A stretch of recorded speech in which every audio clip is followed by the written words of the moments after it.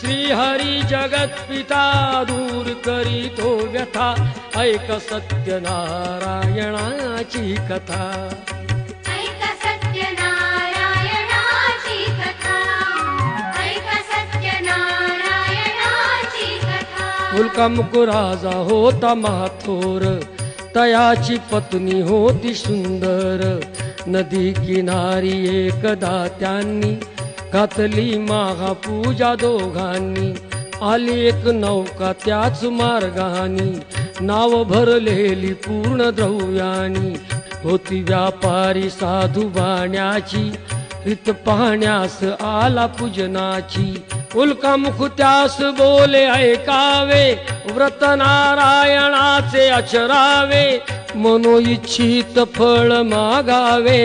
चरणी श्रीहरीच्या लागावे घराशी आला वाणी परतून तयाची पत्नी होती शिलवान